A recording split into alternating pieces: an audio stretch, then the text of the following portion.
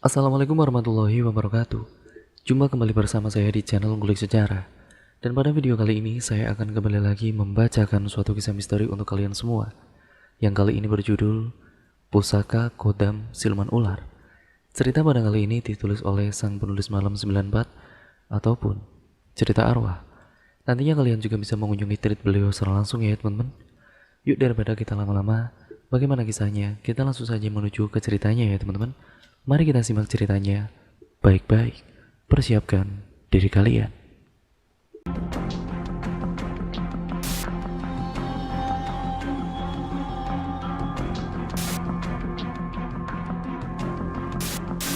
Di cerita kali ini, yang akan berbagi cerita adalah salah satu admin penulis malam, yaitu admin Fitri.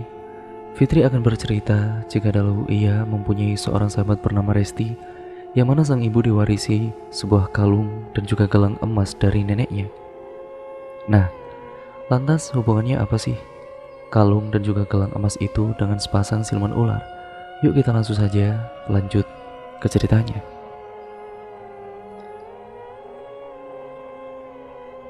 Sore itu, langit mulai redup, membuat keadaan desa Cimanggu menjadi sangat mencekam. Di dalam sebuah rumah terlihat warga berkerumun memenuhi pekarangan Ibu Darti dan juga Pak Rofik. Loh, ada apa toh ini? Ujar si kepala desa yang sepertinya telat mendapatkan kabar berita.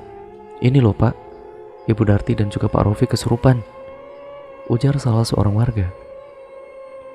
Iya Pak, ini tadi anak bayinya masa mau dimakan. Untung ketahuan, timbal salah seorang warga. Pak Kades yang masih belum mengerti mencoba bertanya kepada ibunda dari Bu Darti yang bernama Boknah. Boknah, ini ada apa? Kok anakmu sama suaminya sampai diikat-ikat begini badannya? Boknah lalu menceritakan awal mula kisah sambil terisak tangis. Nenek Cumi adalah ibu dari Boknah, yaitu nenek dari Bu Darti, yang sebelum ia wafat, ia mewariskan kalung dan gelang emas yang ada permatanya berwarna merah.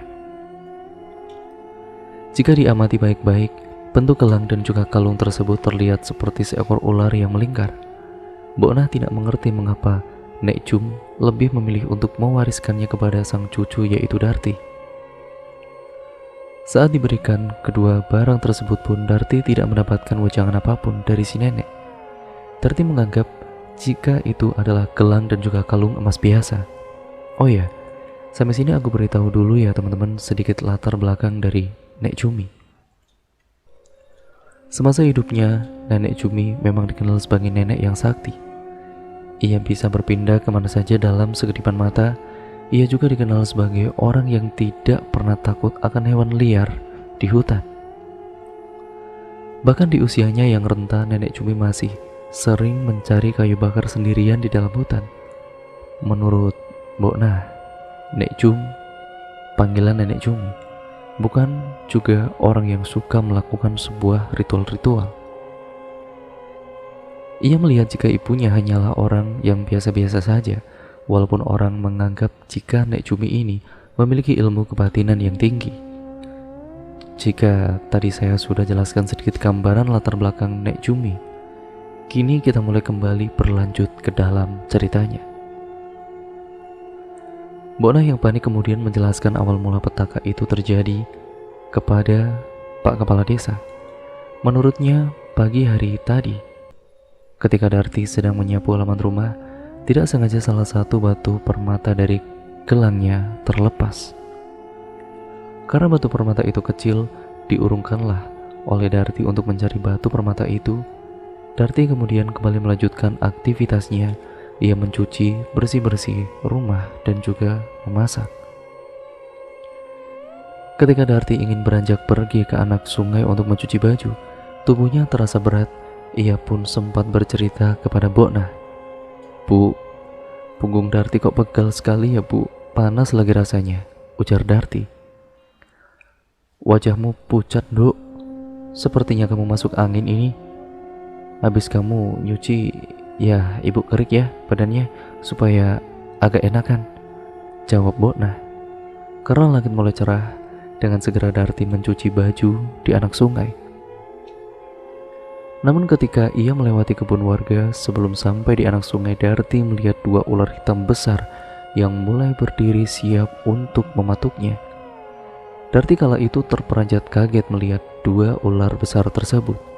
Ia hanya diam mematung. Di dalam rasa takutnya yang teramat sangat terdengar suara yang menggema.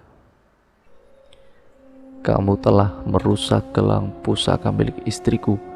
Jika kamu tidak berhasil menemukan permatanya sampai sore ini, maka taruhannya adalah nyawamu dan keluargamu, Darti. Hahaha. Suara dan tawa lelaki itu keras menggema dalam telinga Darti, tapi sosok atau wujudnya tidak ia ketahui. Darti yang ketakutan kemudian teriak sejadi-jadinya. "Duk, ada apa toh, Duk?" tanya Mbok Kitrah yang kala itu sedang berkebun dekat Darti. Dilihatnya ke sekeliling oleh Darti, namun kedua ular hitam besar itu sudah menghilang. "Nganu, Mbok Trah, aku tadi lihat sepasang ular hitam yang mau mematuk. Makanya aku tadi langsung menjerit," jawab Darti agak gugup sambil sesekali matanya masih mengamati keadaan sekitar.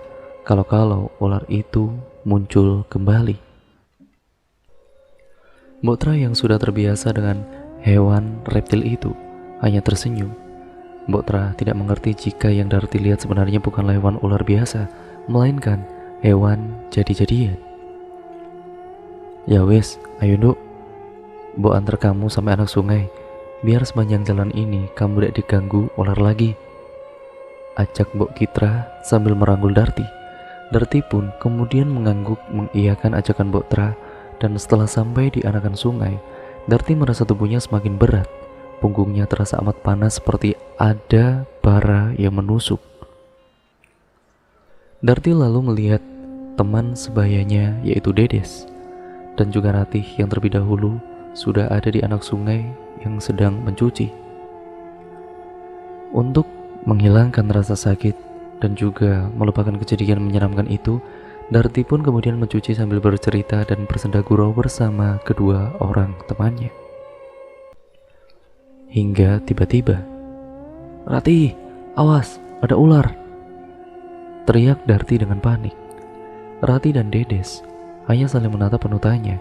Dilihatnya baik-baik sekitar, ternyata tidak nampak satupun ular yang diteriakkan oleh Darti. Darti yang masih bersikukuh terus berteriak-teriak tentunya jika ada sebuah ular ataupun seekor ular hitam yang akan menggigit Ratih. "Darti, kamu ini ngelindur ya? Orang tidak ada apa-apa kok. Kamu malah teriak-teriak," ujar Dedes menyadarkan.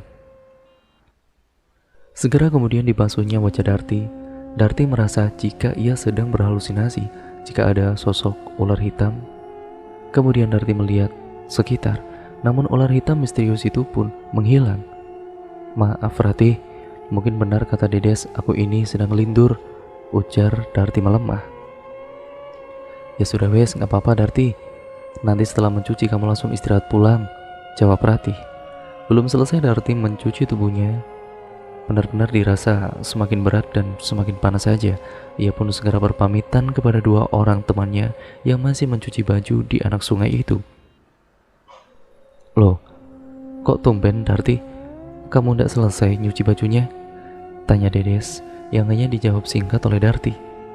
"Enjeh, kepalaku tiba-tiba pusing Des. Aku tak pulang dulu ya," jawab Darti sambil berlalu pergi. Perilaku yang tidak biasa Darti membuat dua orang temannya bingung. Walaupun demikian, mereka masih tetap melanjutkan mencuci di tepi anak sungai. Darti kini melangkah dengan gontai. Ia merasakan pula kakinya mulai sakit dipakai untuk berjalan, seperti tersayat-sayat oleh benda yang sangat tajam. Di sisa tenaga Darti, ia berteriak-teriak meminta tolong kepada Mbok Nah ataupun warga yang lain yang melihatnya. Darti yang sudah merasa tidak kuat karena rasa panas kini mulai menjalar ke semua bagian tubuhnya, serta bagian punggungnya sudah mulai tidak bisa ditegakkan. Bahkan kakinya sudah tidak bisa menopang tubuh. Darti akhirnya langsung jatuh tersungkur. "Tolong, tolong!" teriak Darti sambil tertelungkup. "Mbok Nah, assalamualaikum. Mbok, buka pintu mbok. Cepat buka pintunya mbok." Terdengar ketukan dari 3 orang warga desa. Mbok Nah yang pada kala itu sedang memasak. Dengan segera ia membuka pintu rumahnya. Alangkah kagetnya Mbok Nah melihat tubuh Darti yang sudah tidak sadarkan diri dan juga terkulai lemas. "Tadi kami dengar suara anakmu teriak minta tolong. Pas kami dekati, Darti sudah tidak sadarkan diri," ujar Kosim. Mbok Nah yang panik, ia menciprati air ke wajah Darti. Perlahan Darti membuka mata dan suaranya lirih terdengar. "Bu, tolong ceritakan batu permata merah gelang Darti yang jatuh di pekarangan, Bu. Tolong, Bu." Tidak lama kemudian, Darti ini kembali pingsan. Tubuhnya gemetar, matanya memutih, dari mulutnya terlihat busa yang keluar. Warga yang panik kemudian mencoba memanggil mantri dari balai kesehatan desa setempat. Mereka awalnya berpikir jika Darti terkena gigitan ular. Kemudian, tubuh Darti diperiksa oleh mantri desa dan ketika baru saja akan diperiksa, mantri tersebut diludahi oleh Darti. "Cuh, dasar bodoh kalian. Darti ini bukan sakit karena dipatuk ular, namun jiwa Darti dan juga suaminya telah saya sandra sebagai jaminannya. Jika sampai sore kalian masih belum menemukan permata dari gelang pusaka milik istriku, suami serta keturunannya akan aku bawa ke alamku." Mendengar teriakan Darti yang kesurupan itu, semua warga yang ada di rumah Darti beserta sang mantri dibuat lari kocar-kacir. Belum sembuh keadaan Darti, sang suami Rofik yang sedang bertani tiba-tiba kemudian menunjukkan gangguan yang sama di tempat yang ia berada. Rofik dibawa pulang ke rumah Mbok Nah oleh beberapa warga yang sedang bertani juga. Sontak saja kejadian itu membuat Mbok Nah semakin panik dan warga desa berduyun-duyun kembali mendekati rumah Mbok Nah untuk melihat keadaan Darti dan juga Rofik. Kini Darti dan juga Rofik sama-sama mendesis seperti ular. Tubuhnya meliuk-liuk dengan mata yang melotot serta mulutnya sesekali menyeringai. Keadaan kampung Cimanggu pun mencekam dengan tiba-tiba. Keadaan rumah Mbok Nah menjadi semakin kacau ketika dari bilik kamar Darti terdengar Resti, yaitu anak Darti dan juga Rofim, yang masih bayi menangis keras seperti sedang meminta sesuatu. Mendengar anak bayinya yang menangis, Darti yang sedang kesurupan itu tiba-tiba berjalan dengan menggunakan perutnya menuju ke tempat tidur Resti. Mbok Nah awalnya berpikir jika Darti akan sadar ketika ia melihat Resti bayinya sedang menangis. Namun Darti malah mencoba menelan kaki mungil dari Resti. Karena hal itu, warga saling menolong untuk menahan kedua tubuh dari Rofik, ya teman-teman, tadi bukan Rofim, dan juga Darti yang langsung diikat dengan tali rafia. Tubuh Rofik, Darti semakin menggeliat meronta-ronta saat berada dalam ikatan seutas tali, dan juga mulutnya meludah seperti mengeluarkan pisau ular kepada warga yang memenuhi rumah dari Mbok Nah. Mbok Nah kemudian meminta warga untuk mencari batu permata yang merah itu yang berupa gelang yang terjatuh di pekarangan rumah. Namun tidak seorang pun bisa menemukannya. Ketika hari sudah semakin senja, kekuatan mereka berdua seperti berkali-kali lipat lebih kuat. Tidak terhitung entah beberapa kali, ikatan tali yang melilit tubuh Darti dan Rofik berhasil terlepas karena kuatnya tenaga mereka berdua. Warga yang sudah mulai kelelahan memutuskan untuk segera memanggil Pak Kepala Desa, serta kemudian mencari bantuan orang pintar yang bisa mengeluarkan siluman ular dari tubuh Darti dan juga Rofik. Tidak lama setelah datang Pak Kepala Desa, muncul pula Pak Ustadz kampung sebelah yang dikenal mengerti akan ilmu kebatinan semacam itu. Pak Ustadz ini langsung duduk bersila di muka pintu Ia kemudian menguntai tasbihnya. Mata terpejam seketika tubuh Darti dan juga Rofik ini mengejang seperti menahan rasa kesakitan. Ampun, ampun pak, panas, ujar mereka berdua sambil kompak terus mendesis lidahnya seperti ular. Ah, pergi kalian, sepasang siluman ular, ucap Pak Ustadz kemudian. Dua siluman itu kemudian menjawab, baiklah kami akan pergi, tetapi carikan dulu batu permata dari gelang pusaka milikku, ujar siluman ular wanita yang bersemayam di tubuh Darti. Pak Ustadz ini mengangguk dan ia kembali duduk bersila dan mulutnya mulai berkemat-kamit. Dan lalu tiba-tibanya Pak Ustadz bangkit berdiri menuju arah pekarangan. Tangannya seperti mencari-cari sesuatu di tanah. Tidak lama Pak Ustadz kembali ke dalam rumah dengan permata merah kecil di tangannya. Alhamdulillah sudah ketemu. Kini Mbok Ona coba pasangan kembali permata yang terlepas itu ke dalam gelang emas Darti, ungkap Pak Ustadz. Setelah permata itu telah dipersatukan kembali, dua tubuh Rofik dan Darti langsung kembali tersadar seperti sedia kala. Pak Ustadz mengungkapkan, jika mustika itu adalah peninggalan turun-temurun dari nenek buyut Darti, pusaka gelang dan juga kalung emas itu pun mempunyai kekuatan untuk menghalau hewan buas maupun hewan liar yang ada di dalam hutan. Dan juga itu dipercaya memiliki ilmu Mancala Putra. Mancala Putri yaitu bisa menghilang dalam sekedipan mata. Menurut Pak Ustadz, kini pusaka kalung dan gelang lebih baik dikembalikan ke alam jin, karena jika berada pada tangan yang salah akan berakhir sangat fatal. Tanpa pikir panjang, Mbok Ona langsung setuju jika gelang dan juga kalung itu harus dilenyapkan.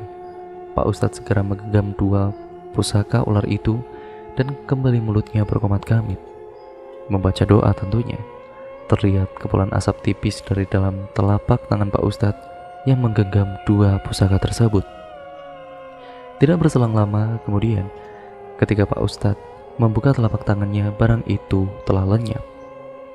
Alhamdulillah, dua pusaka itu berhasil dipindahkan ke alamnya atas izin dari Allah SWT, Mbok, ujar Pak Ustadz. Akhirnya semuanya sudah kembali dengan normal dan warga perlahan membubarkan diri satu persatu. Kini hanya tersisa Rofik dan juga Darti yang masih tergulai lemah. Syukur nak, kalian masih bisa selamat dan tidak sampai dibawa ke alam jin selamanya, tutup cerita Mbok Ona sambil memeluk Rofik serta Darti. Rofik dan Darti kini saling pandang dan saling berpelukan satu sama lain. Ada rasa takut di dalam diri mereka berdua yang sudah kini berlalu. Syukur Kang, kita masih bisa selamat, ucap Darti dengan lirih. Dan cerita pun akhirnya selesai sampai di sini ya teman-teman. Terima kasih untuk kalian semua yang sudah menyimak video kali ini. Jangan lupa untuk kalian like, komen, dan share video kali ini sebanyak-banyaknya, karena itu semua membantu dan juga mensupport channel ini agar channel ini bisa berkembang menjadi channel yang jauh lebih baik lagi. Jangan lupa juga untuk kalian subscribe ya teman-teman, dan jangan lupa pula untuk kalian nyalakan tombol lonceng notifikasinya agar kalian tidak ketinggalan video terbaru selanjutnya dari channel ini. Sekian dan terima kasih, sampai berjumpa di video yang selanjutnya ya teman-teman. Kurang lebihnya mohon maaf nih apabila banyak salah kata ataupun narasi saya yang kurang jelas dalam membawakan atau membacakan cerita pada kali ini. Semoga kalian tetap support channel ini sampai kapanpun ya teman-teman. Terima kasih atas dukungan kalian dan sampai berjumpa di video yang terbaru selanjutnya dari channel Ngulik Sejarah.